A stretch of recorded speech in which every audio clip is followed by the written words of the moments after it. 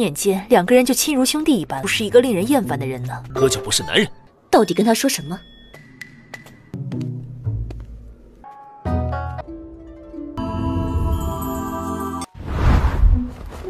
啊，这件宝物我只能交。跟谁想进去一样。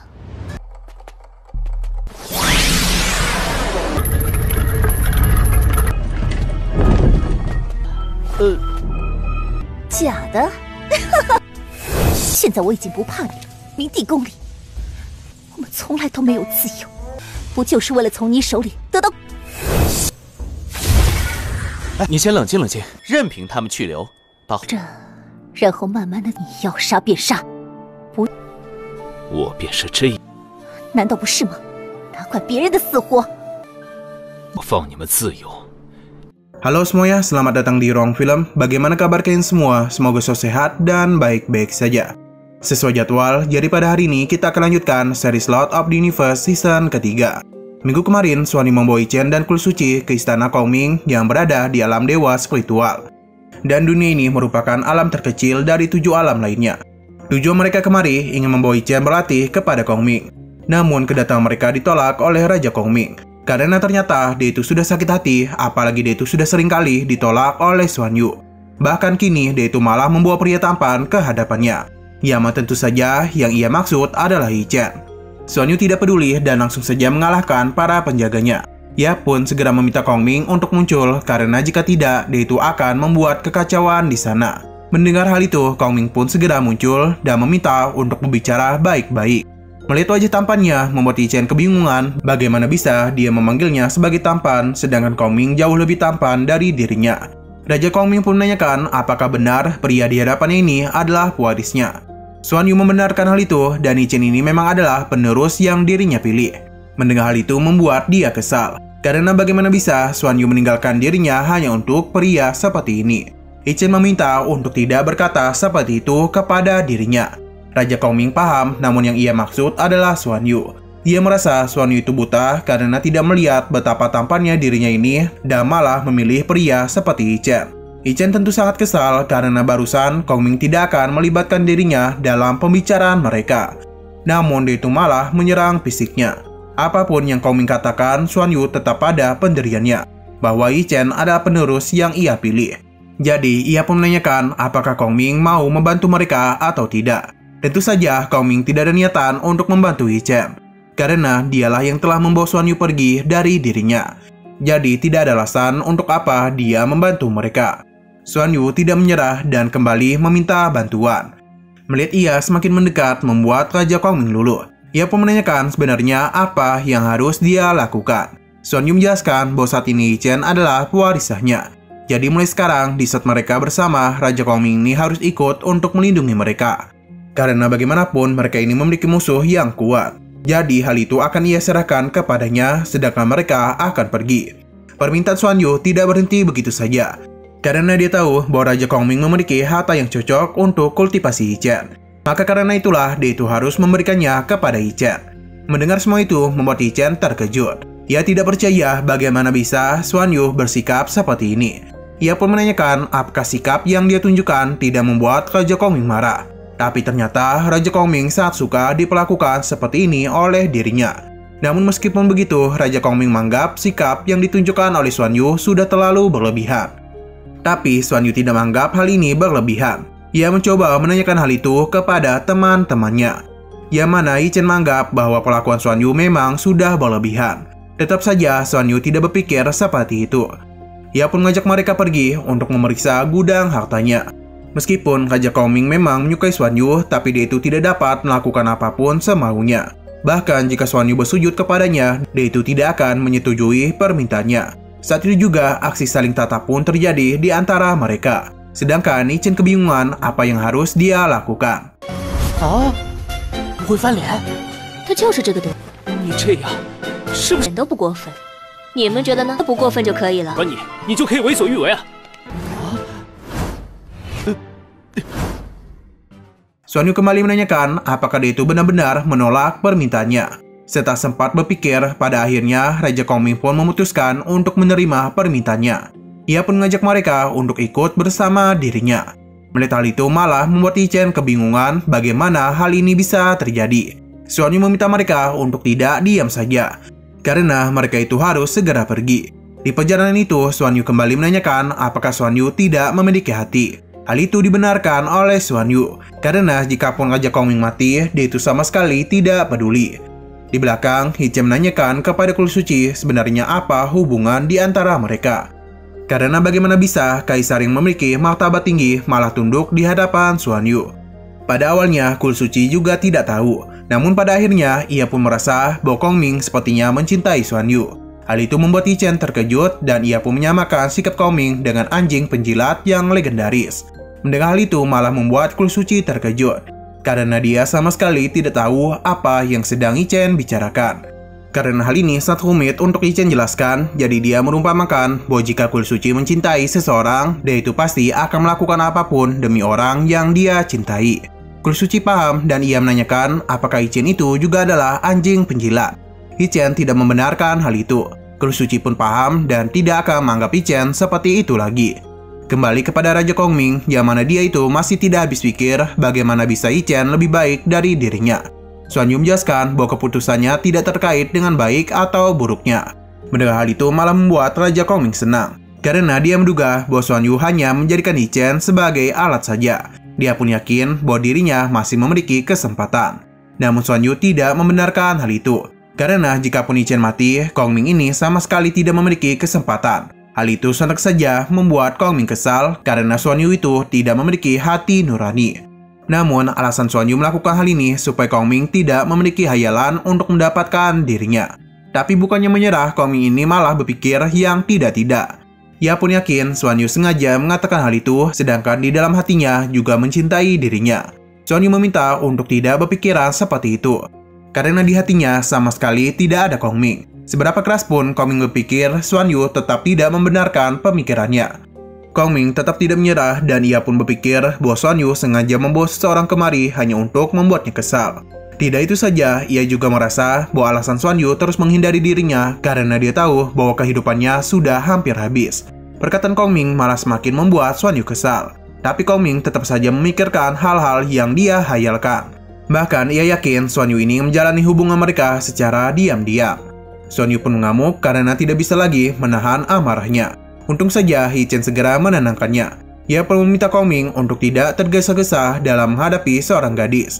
Dan lebih baik dia itu dengarkan saja sarannya. Yi-Chen pun akan membicarakan sesuatu dengan Kongming. 故意找个人来气我。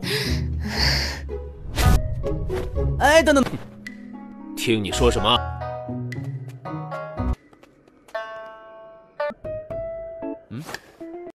Melihat mereka yang saling berbicara membuat Xuan Yu menjadi sangat penasaran sebenarnya apa yang sedang mereka bicarakan.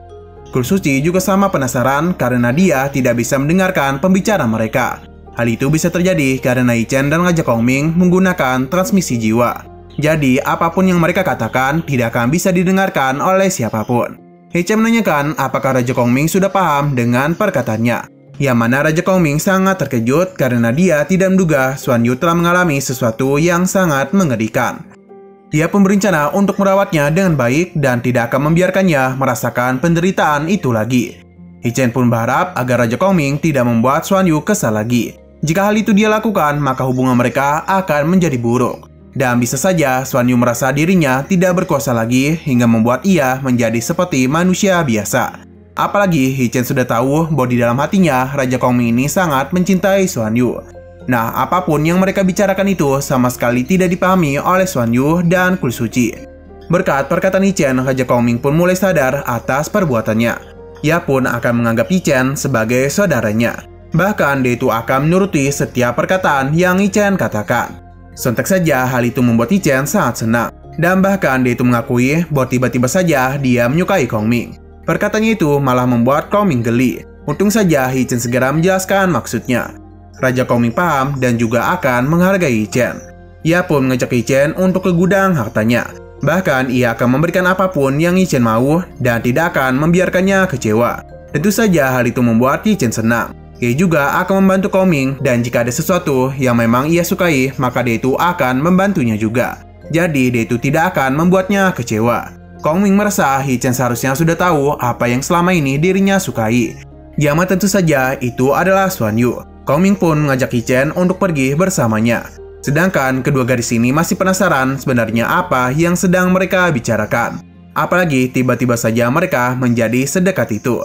Xuan Yu yakin mereka ini sedang merencanakan sesuatu.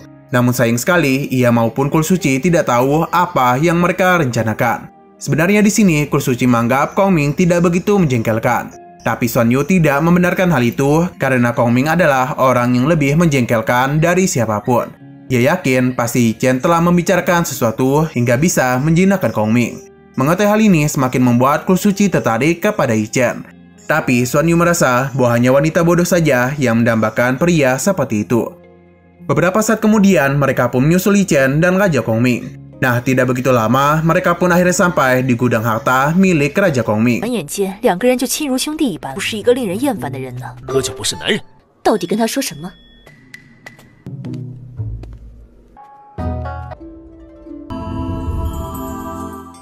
Kong Ming penasaran sebenarnya apa yang mereka cari dari gudang hartanya. Sampai-sampai mereka ini datang sejauh itu. Ya, ternyata tujuan mereka adalah metode rahasia ruang kegelapan. Mendengar hal itu membuat Kong Ming terkejut.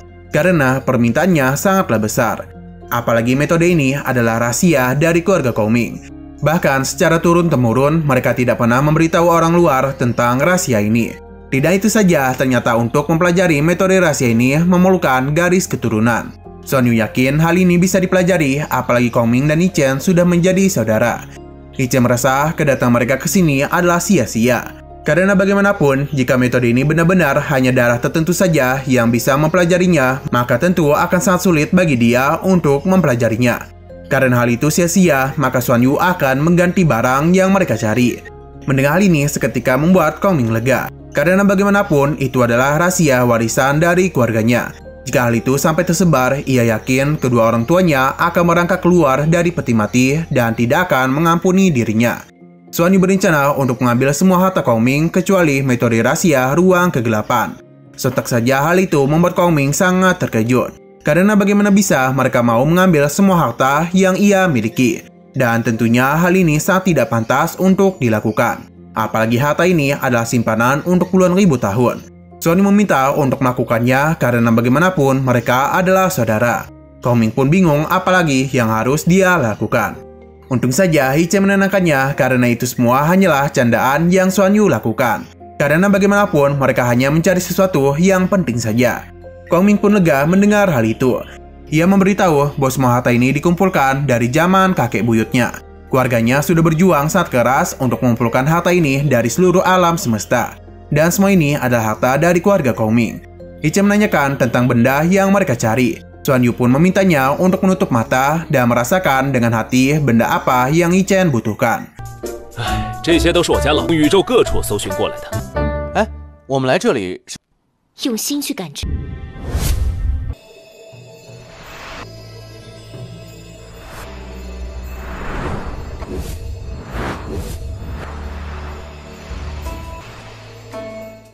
Pada saat juga beberapa harta pun keluar dari tempat yang berbeda. Dan mereka itu sedang menuju ke arah Hichen. Namun semua itu sama sekali tidak membuat Hichen tertarik. Hingga pada akhirnya ia pun merasakan sesuatu yang sangat menarik perhatiannya. Yang sepertinya itu adalah sebuah buku. Namun sayang sekali bagian ini harus bersambung dulu. Jadi kita tidak tahu isi dari buku ini. Di sini ia merasakan adanya kekuatan misterius yang sedang menyelimuti buku ini. Dan entah mengapa, Hichen yakin adanya perasaan kuat yang telah menembus alam semesta dari buku itu. Baru saja menyentuhnya, hal itu pun membuat Hichen penasaran sebenarnya buku apakah ini. Ledakan kekuatan sempat muncul dan hal itu juga membuat Raja Kong Ming terkejut. Namun setelah melihat buku itu, seketika saja Hichen menjadi sangat terkejut. Karena ternyata itu adalah buku matematika tingkat lanjut. Raja Kong Ming yang tidak tahu apa-apa memberitahu bahwa apa yang Hichen rasakan itu ada buku rahasia yang tidak ada taranya. Ia pun memuji kemampuan Hichen yang mampu menemukan buku yang bagus. Bukannya senang, Hichen malah tidak habis pikir bagaimana bisa dia mendapatkan buku matematika. Apalagi hal ini mengingatkannya betapa gobloknya dia dalam mata pelajaran matematika. Mendengar perkataan Hichen malah membuat Raja Kong Ming bingung sebenarnya apa yang sedang ia katakan. Hichen tidak menduga setelah sekian lama melakukan pencarian, dia itu malah menemukan buku yang seperti ini. Ia menjadi sangat penasaran sebenarnya apa yang harus dia lakukan dengan buku itu. Raja Kongming meminta Hichen untuk tidak meremehkan buku ini. Karena bagaimanapun itu adalah harta kuno yang sangat legendaris. Apalagi kakeknya lah yang telah mendapatkan buku itu dari runtuhan kuno yang cukup misterius. Raja Kongming ingat betul bahwa dikatakan di dalam buku kuno ini terdapat keberadaan tertinggi dan juga misteri dalam alam semesta. Dari awal, Hichen sudah tahu buku ini menyimpan misteri dari alam semesta.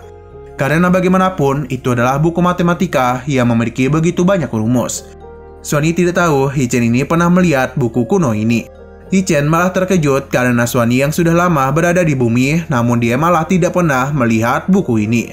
Hal itu wajar karena selama ratusan tahun itu dia selalu berada di ruang giok mistik dan tidak pernah mengurusi urusan dunia. Terakhir kali dia datang ke bumi adalah pada saat manusia masih berada di zaman kebodohan atau jahiliyah. Hichen paham dan tidak heran mengapa Xuanyi tidak mengetahui tentang buku matematika tingkat lanjut. Raja Kongming malah terkejut karena bagaimana bisa Hichen mengetahui nama dari buku rahasia ini. Ia pun yakin Hichen pasti tahu bagaimana cara untuk menggunakan buku itu sebagai bahan latihan. Hichen tidak tahu apa yang sedang ia bicarakan. Karena bagaimana bisa dia berlatih melalui buku matematika. Apakah dia itu harus mengerjakan semua soal ini untuk menjadi kuat? Namun yang Raja Kongming maksud adalah melatihnya. Hichen yang masih bingung menanyakan apa yang ia maksud mempelajari matematika tingkat lanjut ini. Hichen yang membaca buku itu mulai menyadari sesuatu. Ia pun segera berkultivasi sambil mempelajarinya.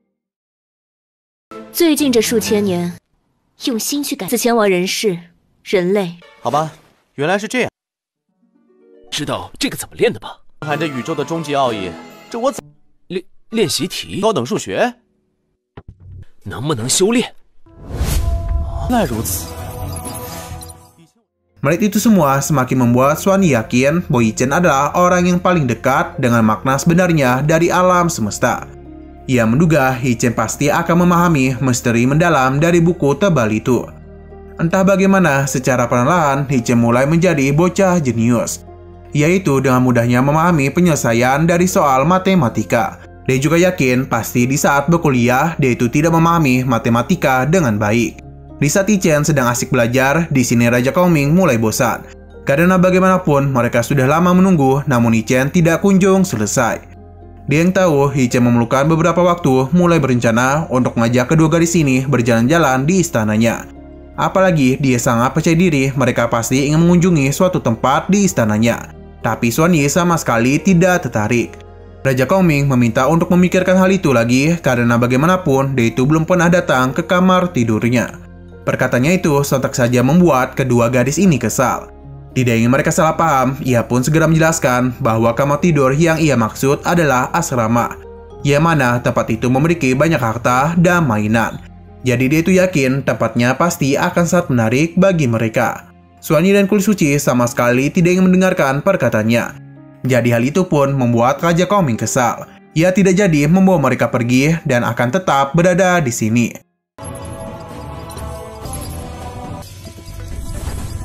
都已经等这么久了，我这空明地宫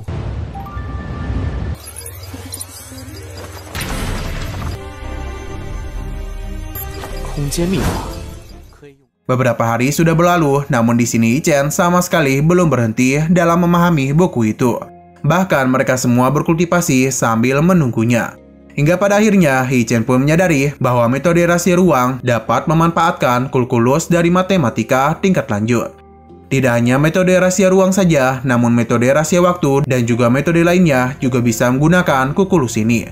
Berkat semua itu, Hichen pun akhirnya bisa menggunakan semua kekuatan hukum di dunia ini. Sontak saja hal itu membuat Kongming terkejut.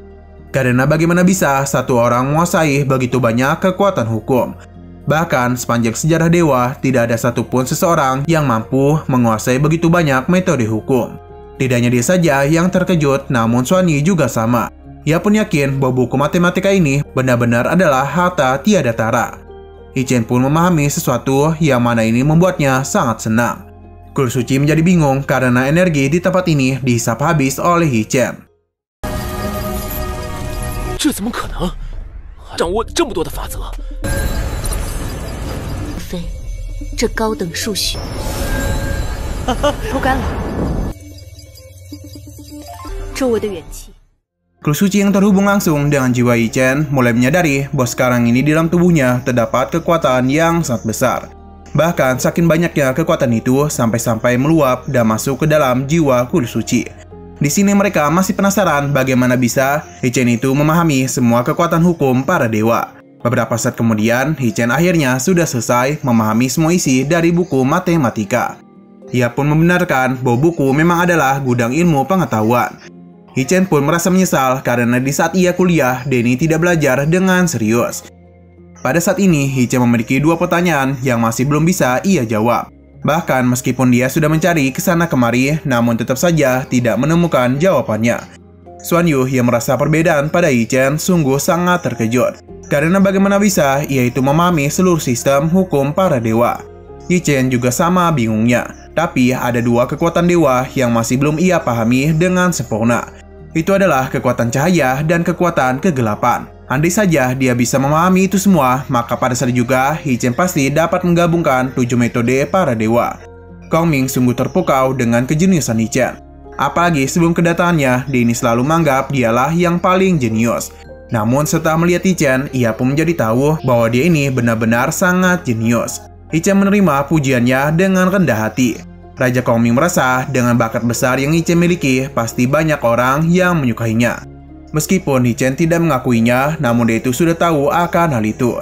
Apalagi ternyata Kong Ming juga memiliki 3.000 wanita cantik yang berada di istananya. Bahkan ke-3.000 wanita itu sangatlah menyukai dirinya. Mendengar semua itu tentu saja membuat Yi Chen terkejut.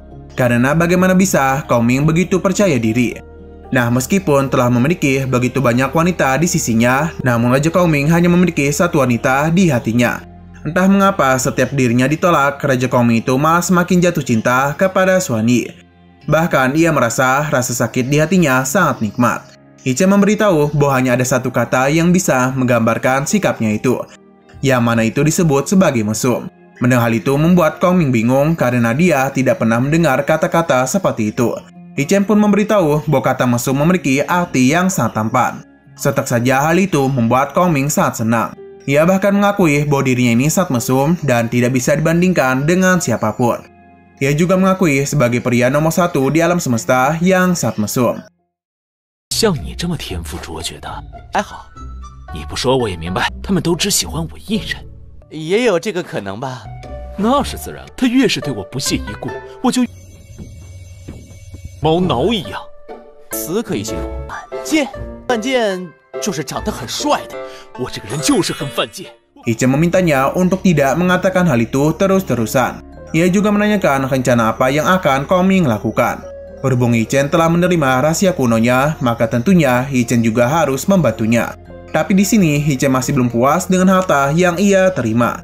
Jadi ia menanyakan apakah Raja Kong Ming memiliki harta yang sangat bagus di tempat lain. Ternyata Raja Kong Ming masih memiliki harta yang lain. Ia pun mengajak Yi Chen ke sebuah tempat.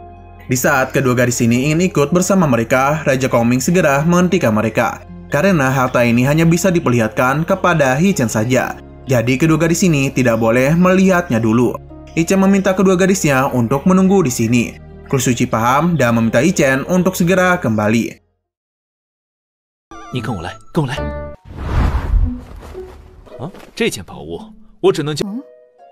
跟谁想进去一样。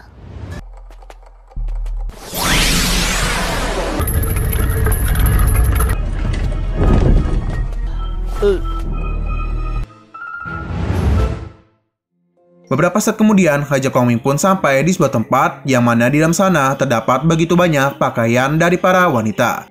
Hal itu sontak saja membuat Yi Chen kebingungan. Mengapa Raja Kong Ming ingin memperlihatkan ini semua kepada dirinya?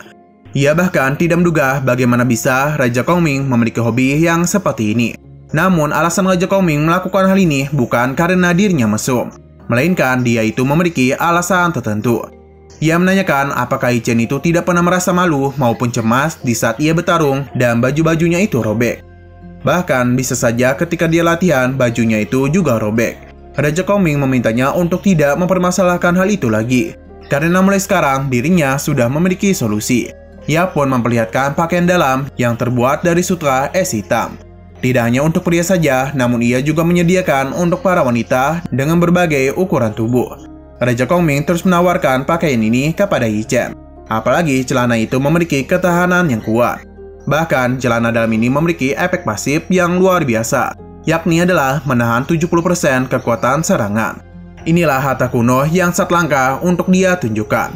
Yi Chen paham dan pasti semua ini ingin Kongming berikan kepadanya. Hal itu dibenarkan oleh Kongming. Jadi, jika Yi Chen menginginkan satu, maka ia bisa memberikannya. Tapi, Yi Chen itu tidak ingin hanya meminta satu saja. Hal itu tentu membuat Raja Kongming bingung, karena bagaimanapun harta ini sangatlah langka di antara langit dan bumi. Bahkan, ulat sutra dingin es hitam baru matang setelah 10.000 tahun lamanya. Tidak itu saja, seekor ulat sutra dingin hanya memental sutra sekali saja selama seumur hidup. Dan selama ini, dia hanya memiliki 20 setelan saja. Ia juga berencana untuk memberikan satu setelan kepada Xuan Yu. Namun entah mengapa pemberiannya itu ditolak. Yi Chen tidak habis pikir bagaimana bisa ia memberikan barang ini kepada Xuan Yu. Berhubung Raja Kongming memiliki begitu banyak pakaian ini, maka ia pun meminta untuk memberikan satu kepadanya. Karena bagaimanapun ada begitu banyak orang yang berada di sisinya. Yi Chen pun berharap agar sebagai kakak, Raja Kongming bisa membantunya. Yi Chen berharap mendapatkan harta berharga, malah mendapatkan sempak yang memiliki pasif ketahanan banting.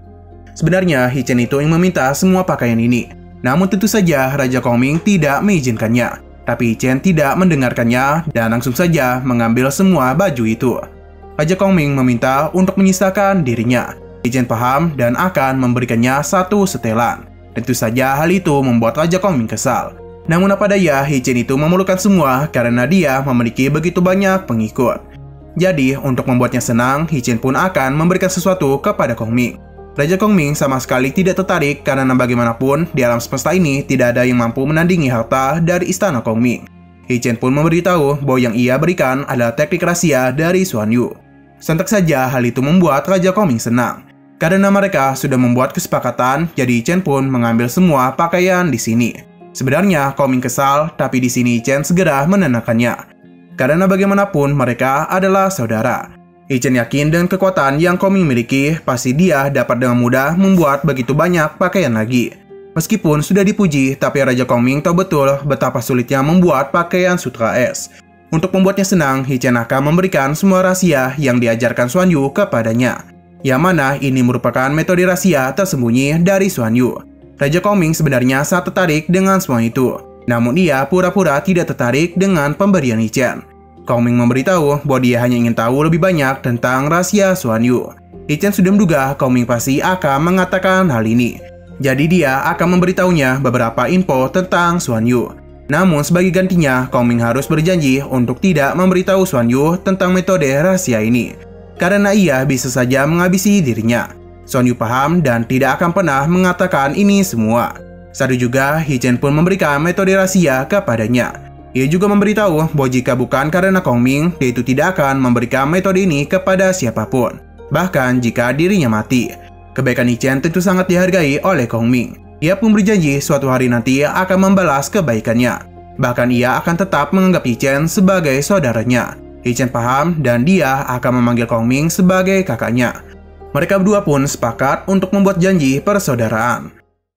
冰蚕四一哪有那么容易？肯定打死我，也绝对不会外传的。还有超过我空明地宫的？说了，从今往后，我对秘法本身根本不感兴趣。从今往后，我就只认你。好，咱们一言为定。 Xin berpindah keluar, yang mana Xuan Yu penasaran sebenarnya apa yang sedang mereka lakukan. Karena bagaimanapun mereka sudah masuk begitu lama namun belum kunjung keluar. Ia sempat berpikir Yi Chen dihabisi oleh Kongming. Tapi Kru Suci menenangkannya, apalagi dia ini sudah mengenal Yi Chen dengan baik. Jadi dia yakin tidak ada masalah yang terjadi kepadanya. Mengetahui hal itu membuat Xuan Yu lega. Nah pada saat juga Yi Chen dan Kongming pun muncul. Yang mana Raja Kongming meminta untuk memberitahu apa saja yang dia inginkan. Karena sebagai seorang kakak, dia itu akan membantunya. Yi Chen hanya tertawa mendengar semua perkataannya. Di sini Kongming segera mendatangi Xuan Yu untuk memberikannya sebuah cincin. Namun Xuan Yu sama sekali tidak peduli dan bahkan pergi meninggalkannya. Kusuci penasaran sebenarnya apa yang telah terjadi di alam sana. Dia yang melihat tatapan aneh dari Hichen mulai yakin bahwa dia itu telah merencanakan sesuatu. Hichen tidak membenarkan hal itu karena bagaimanapun Koming hanya memberikannya hadiah kecil. Dan karena itulah Hichen memberikannya sebuah metode rahasia sebagai rasa terima kasih. Tapi Kusuci tidak percaya karena dia yakin pasti ada hal yang lain. Hichen tetap berbohong dan tidak ingin mengatakan yang sebenarnya. Di sini, Kusuci meminta Hichen untuk tidak merencanakan sesuatu tanpa ia ketahui. Karena jika Hichen berbuat hal aneh kepada Xuan Yu dan Kaisar Koming, maka dia takut Xuan Yu akan marah.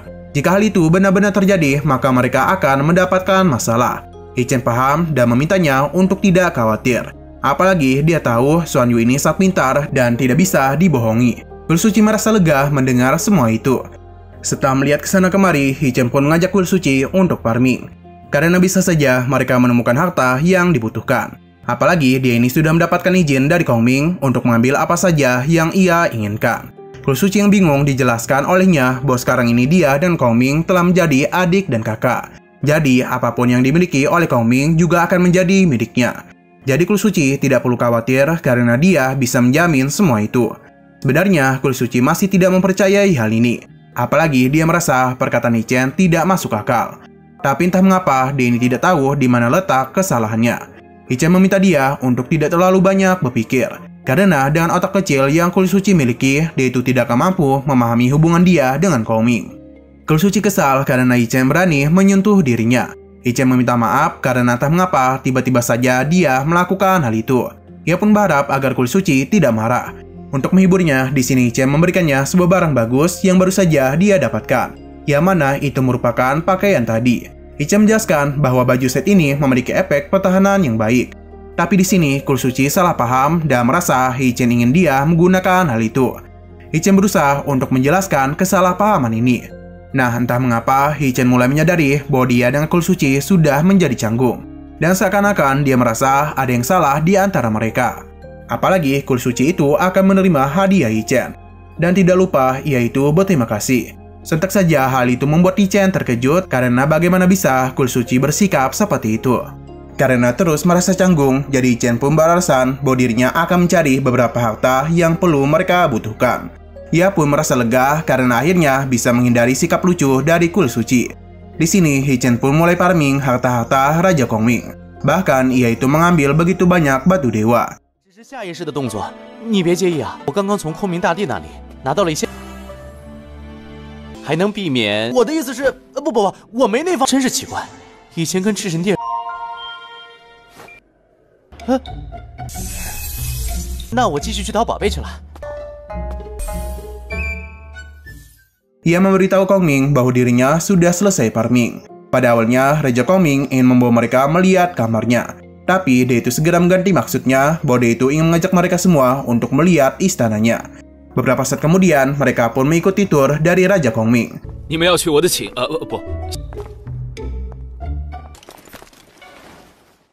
Di perjalanan mereka, Raja Koming berencana untuk memperlihatkan belasan harta karun yang ia miliki. Melihat wajah Hichen yang tamak, Koming kembali mengganti kata-katanya. Namun, Hichen yang sudah mendengar semua itu segera berterima kasih karena dia memang paling suka dengan harta langka. Ia pun meminta untuk secepat mungkin membawa mereka. Sebenarnya, Raja Koming tidak ingin melakukan hal itu. Namun apa daya, ia sudah tidak bisa lagi menolak hal ini.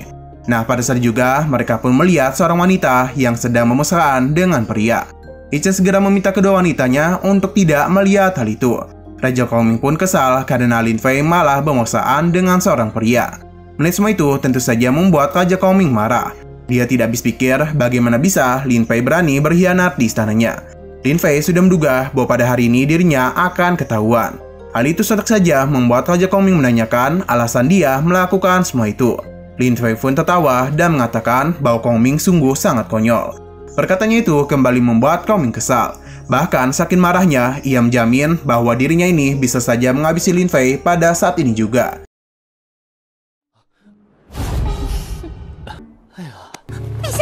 怎么回事？我知道，你真是可笑。说可笑。 Kusuci pun penasaran sebenarnya apa yang telah terjadi. Hichen juga sama bingungnya, tapi ia menduga bahwa wanita di hadapan mereka ini sepertinya sudah berselingkuh dari Kongming. Xuan Yu tidak paham dengan apa yang Hichen katakan. Ia menanyakan apakah selingkuh itu adalah topi berwarna hijau. Hichen kebingungan bagaimana cara dia untuk bisa menjelaskan hal ini kepada Xuan Yu. Jadi yaitu akan menjelaskan hal itu untuk nanti saja. Kembali ke masalah, di sini Lin Fei meminta untuk segera menghabisi dirinya. Namun Kongming tidak ingin melakukan hal itu sebelum dia mengetahui alasan Lin Fei mengkhianati dirinya. Apalagi dia yakin gadisnya ini pasti memiliki sebuah alasan yang tidak bisa ia hindari. Kongming pun meminta dia untuk segera mengakui segalanya, agar dia itu bisa berpikir apakah akan mengampuni nyawanya atau tidak. Pada akhirnya, Lin Fei pun memberitahu bahwa selama ribuan tahun dia itu sudah melayani Kongming. Ia selalu saja mengatakan bahwa sangat mencintai dirinya. Namun pada nyatanya itu hanyalah kebohongan karena Kongming memiliki 3.621 wanita di sisinya. Apalagi di antara para haremnya ada beberapa wanita yang tidak bisa melihat wajah Kongming selama 1 tahun bahkan hingga beberapa tahun. Pada akhirnya ia pun mulai merasa bahwa semua ini sungguh sia-sia saja. Jadi pada akhirnya para wanitanya pun mulai berpikir mengapa mereka harus bertahan dengan seseorang yang tidak bisa mereka tunggu. Meskipun terlihat sedih, tapi Raja Kongming menganggap alasan ini terlalu konyol. Apalagi dia yakin Lin Fei hanya membuat alasan agar bisa berselingkuh dari dirinya. Lin Fei kembali tertawa karena jika ia memberitahu kebenarannya, hal itu akan membuat Kongming sedih. Ia segera menceritakan bahwa di antara selirnya, semuanya itu telah berselingkuh darinya. Sedangkan yang tetap bertahan hanyalah orang-orang yang mengincar kekuatan saja. Untuk kejadian selingkuh ini, ia menganggap kesialan baginya karena malah ketahuan. Lin Fei meminta Kongming untuk sadar diri karena para wanitanya itu telah banyak berselingkuh. Sontak saja hal itu membuat wajah Kongming terdiam. Hichen juga sangat terkejut karena perselingkuhan ini lebih dari satu. Apalagi para wanita Kongming mengakui secara sadar telah melakukan perselingkuhan. Kulit Suci penasaran bagaimana hal ini bisa terjadi. Xuan Yu yakin bahwa hal ini pasti tertular dari kehidupan manusia. Raja Kongming tentu sangat kesal karena para wanitanya sudah berjanji untuk mencintai dirinya. Nah, alasan mereka bisa mengatakan hal itu karena bagaimanapun Kaisar Kongming adalah pemimpin mereka. Jadi wajar saja mereka akan sangat menghormatinya dan mengatakan hal itu. Sedangkan alasan mereka seringkali menyanjung dan mengujinya karena hanya untuk mendapatkan lebih banyak manfaat dari Raja Kongming. Jadi semua itu bukan karena pesona Raja Kongming, melainkan hartanya saja. Lin Fei pun meminta dia untuk tidak sepercaya diri ini. Perkataannya itu semakin membuat Kongming kesal. Ia berusaha untuk tidak mempercayai setiap perkataannya. Tapi Lin Fei membenarkan perkataannya. Bahkan para wanitanya itu seringkali menggosipkan Kongming. Pada akhirnya kemarahan Kongming pun sampai pada batasnya. Ia pun ingin segera menghabisinya. Tapi Lin Fei sudah tidak peduli lagi karena sekarang dia tidak takut lagi kepadanya. Apalagi karena Kongming lah mereka terus dikurung di istana ini layaknya seekor burung yang terkurung di dalam sangkar. Jadi pada akhirnya mereka sama sekali tidak memiliki sebuah kebebasan. Lin Fei yang sudah muak menjalani hidup ini meminta untuk segera menghabisinya. Kongming yang kesal akan mengabulkan permintaannya itu. Namun pada saat juga Hichen segera menghentikannya karena dengan menghabisi Lin Fei tidak akan bisa menemukan solusi yang bagus. Nah sayang sekali bagian hari ini harus bersambung dulu. 假的，现在我已经不怕你了，明帝宫里，我们从来都没有自由，不就是为了从你手里得到？ 你先冷静冷静。 Namun di sini Raja Kongming tetap kesal karena Lin Fei sangat berani mengkhianati dirinya yang adalah seorang raja. Hichen kembali berusaha untuk menenangkannya karena bagaimanapun bukan hanya dia saja yang telah mengkhianati Kongming. Jadi dia berharap agar tidak semarah itu. Raja Kongming malah kebingungan dengan perkataannya. Hichen menjelaskan bahwa Lin Fei sudah memberitahu mereka semua bahwa bukan hanya dia saja yang telah mengkhianatinya. Namun para harem lainnya juga melakukan hal yang sama.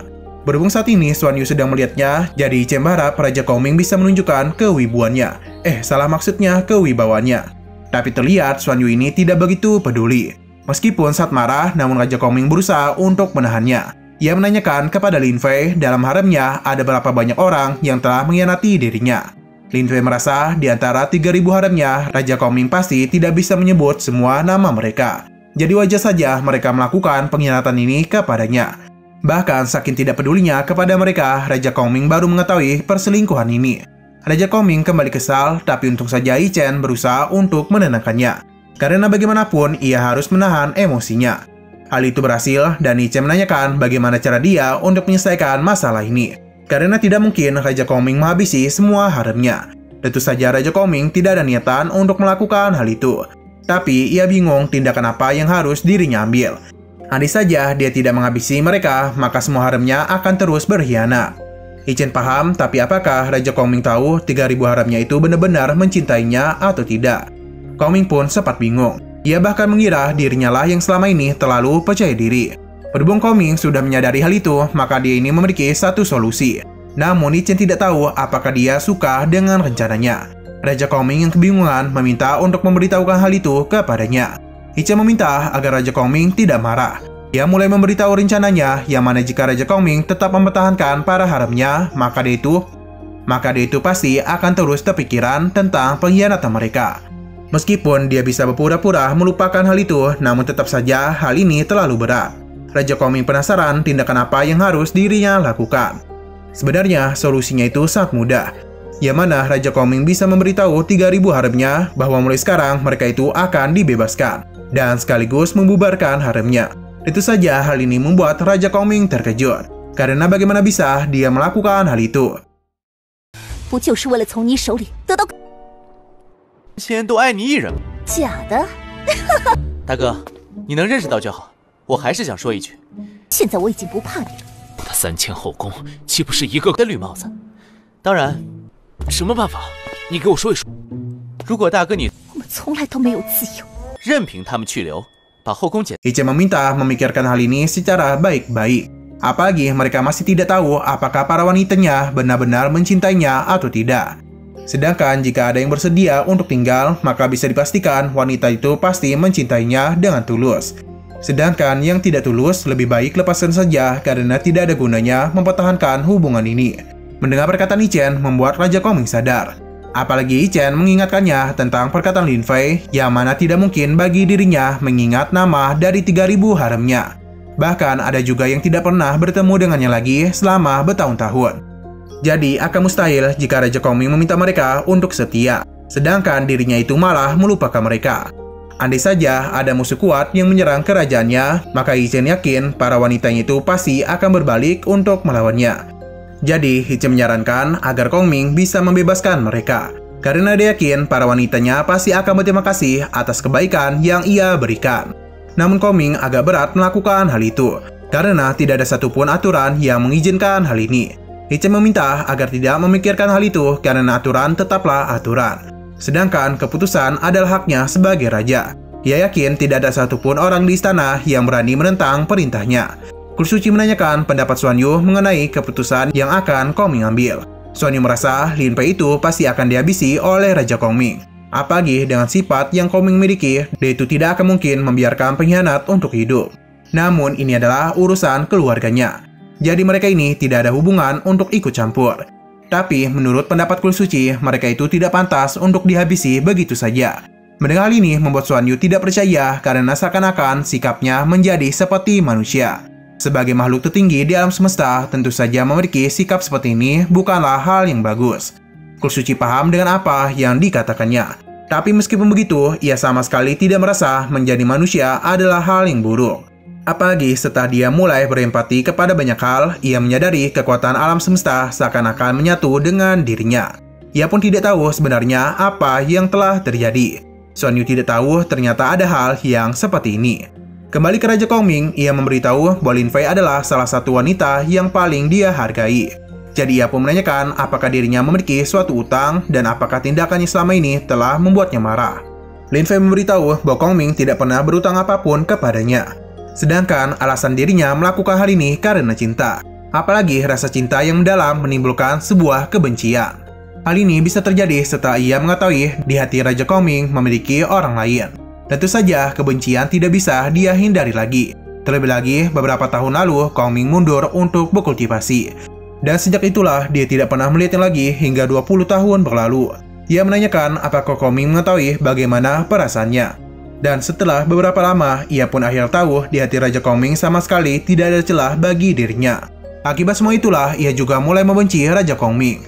Bahkan dia itu saat ingin membalas dendam kepadanya. Lidahnya itu, ia bahkan tidak peduli lagi akan kematian.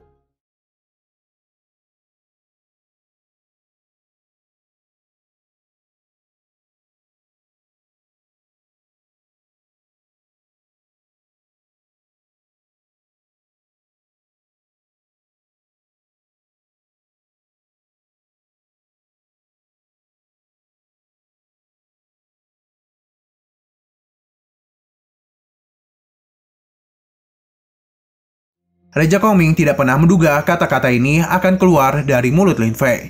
Lin Fei sudah tidak peduli lagi dengan kehadirannya. Jadi, ia pun meminta untuk menghabisi dirinya. Setelah mendengar semua ini, Raja Kongming pun mulai sadar bahwa selama ini dirinya telah salah. Ia pun meminta maaf karena tidak pernah memperhatikan Lin Fei dengan baik. Ia meminta maaf karena tidak pernah memperhatikan Lin Fei. Mendengar Kongming ingin membebaskan dirinya tentu saja membuat Lin Fei sangat terkejut. Tapi ia mengira semua ini dilakukannya karena Raja Kongming ingin tetap dirinya berada di sini supaya bisa menyiksanya sampai mati. Tidak ingin berakhir menjadi budak, Lin Fei pun meminta agar secepat mungkin menghabisi dirinya. Dan tidak perlu memainkan trik semacam ini. Raja Kongming tidak menduga ternyata di dalam hati Lin Fei dirinya akan menjadi orang yang sangat kejam. Lin Fei merasa pemikirannya tidak salah. Karena dia yakin di hadapan Raja Kongming mereka hanyalah semut rendahan yang kapanpun bisa dia injak sampai mati. Jadi dia itu sudah tidak ingin bersama Raja Kongming. Apalagi selama ini mereka sudah hidup dengan penuh penderitaan. Dengan statusnya sebagai seorang kaisar, Raja Kongming tidak akan mungkin peduli dengan nyawa orang lain. Apalagi dia itu sangatlah kuat. Sebenarnya Raja Kongming sangat kesal karena dianggap seperti ini. Namun karena kehadiran Yi Chen, ia pun bisa menjadi lebih tenang. Kongming meminta Lin Fei untuk segera pergi karena hari ini dia akan membebaskan semua haremnya yang dirinya miliki. Tidak itu saja, ia juga meminta agar mereka tidak pernah kembali lagi ke istana. Mendengar semua itu membuat pria ini sangat senang. Ia segera berterima kasih dan langsung pergi meninggalkan Lin Fei. Melihat kebaikan yang diberikan oleh Raja Kongming membuat Lin Fei sangat sedih. Tidak ingin mendengarkan tangisannya, Raja Kongming meminta dia agar Lin Fei bisa segera pergi. Karena jika dia terus berlama-lama, dia takut akan menyesali keputusan yang baru saja dirinya buat. Lin Fei meminta maaf karena telah berpikiran yang tidak-tidak kepada Raja Kongming. Ia juga sangat menyesal karena selama ini terus mengejeknya. Lin Fei berjanji akan mendoakan kehidupan Raja Kongming. Pada akhirnya, ia pun meninggalkan tempat ini. 然后慢慢的你要杀便杀，不，我便是这，难道不是吗？哪管别人的死活？我放你们自由，你离……谢谢大帝，谢谢大帝。你还真的不杀我？无颜面对，大帝神道永长。 Melihat semua itu membuat Xuan Yu terkejut karena ternyata Raja Kongming masih memiliki sifat ini. Kul Suci yakin merekalah yang selama ini telah salah paham kepadanya. Di sini Raja Kongming sangat sedih karena harus melepaskan para selirnya. Untuk mengobati itu semua, ia pun mengajak Yi Chen untuk minum bersama. Di saat mereka minum, Yi Chen memuji pemikiran terbuka yang dibuat oleh Raja Kongming. Ketika Raja Kongming memutuskan untuk membubarkan haremnya, entah kenapa hatinya itu sangat sakit.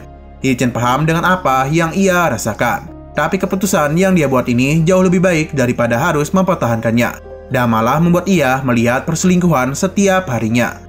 Di sini Raja Kongming penasaran apakah ada wanita yang Yi Chen sukai. Sontak saja para gadisnya ingin mendengarkan hal itu. Yi Chen agak terkejut karena tiba-tiba saja Kongming menanyakan hal itu. Apalagi dia ini masih di bawah umur. Tentu Kongming tidak percaya dan menganggap perkataan Yi Chen sebagai candaan. Nah, pada akhirnya Yi Chen pun jujur kepadanya. Sebagai seorang pria, tentunya mereka pasti suka dengan seseorang. Tapi sebagai pria yang baik, tentunya mereka harus menjanjikan masa depan yang sangat baik juga. Jadi, ia pun meminta Raja Kongming untuk memikirkan perkataannya ini dengan lebih tenang lagi. Pada awalnya, Raja Kongming masih bingung dengan apa yang Yi Chen katakan. Hingga pada akhirnya, ia pun memberitahu seharusnya Raja Kongming bisa memikirkan siapa yang benar-benar dia cintai. Dan apakah kedepannya mereka bisa bertahan dalam melewati ujian dalam hubungan. Setelah mengalami ini semua, seharusnya Raja Kongming akan bisa melihat makna sebenarnya dari cinta. Cinta juga sebenarnya sangat dekat dengan kehidupan mereka. Ia menyamakannya dengan sebuah keluarga yang mana seharusnya itu sudah sangat cukup jika mereka selalu bersama dan hati merasa sangat tenang. Jadi, jika sudah mendapatkan semua itu, mengapa mereka harus mengejar cinta ilusi? Perkataan Yi Chen terlalu mendalam untuknya sehingga tidak bisa ia mengerti. Yi Chen yakin pasti suatu hari nanti Raja Kongming bisa memahami ini semua. Kongming hanya mendengarkan perkataan Yi Chen, Kongming akan mendengarkan perkataan Yi Chen. Dan dia itu juga akan membubarkan para haremnya. Karena bagaimanapun mereka sudah berkhianat, jadi untuk apa juga dia harus mempertahankannya. Yi Chen bersyukur karena Raja Kongming mau mendengarkan perkataannya. Di sini Raja Kongming ingat betul bahwa ketika dia melihat seorang wanita cantik, dia itu ingin sekali membawanya pulang. Tapi setelah disadarkan oleh Yi Chen, ia pun mulai paham bahwa tindakannya selama ini adalah salah. Bahkan Yi Chen menganggap tindakannya itu sebagai binatang. Bukannya marah, Raja Kongming malah membenarkannya. Karena gambaran yang dia pikirkan tentang sifatnya itu memang adalah benar. Setelah mendengar semua perkataan Yi-Chen, ia pun mulai merasa tercerahkan. Bahkan Raja Kongming mulai menganggap Yi-Chen sebagai teman lamanya. Ia pun berencana untuk membawanya masuk ke dalam kamar. Yi-Chen tentu saja sangat geli mendengar hal ini. Jadi, ia pun meminta untuk menanyakan semua itu kepada Xuan Yu dan Kulit Suci. Tapi di sini, Raja Kongming terus saja memaksa Yi-Chen untuk ikut bersamanya. Yi-Chen merasa tidak nyaman jika hanya berduaan saja di dalam kamar. Apalagi mereka ini sama-sama adalah lanang. Raja Kongming paham dengan apa yang Yi-Chen pikirkan. Di saat kedua gadisnya ingin menghampiri mereka, pada saat juga keributan pun terdengar.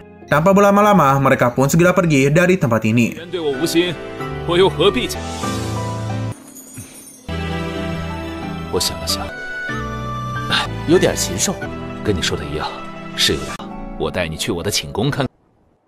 没什么，寝宫这种地方。哦，这倒也是啊。Nah, sayang sekali episode pada hari ini harus bersambung dulu. Oke, sekian dulu pada video kali ini. Untuk video selanjutnya akan hadir pada minggu depan. Jadi bagi kalian yang ingin mengikuti series ini, langsung klik subscribe dan aktifkan loncengnya. Oke, terima kasih yang sudah menonton video sampai habis. Jika kalian suka pada video ini, klik like dan share ke teman-teman kalian tentang channel ini. Dan ditunggu aja kelanjutannya. Oke, sampai jumpa di video selanjutnya.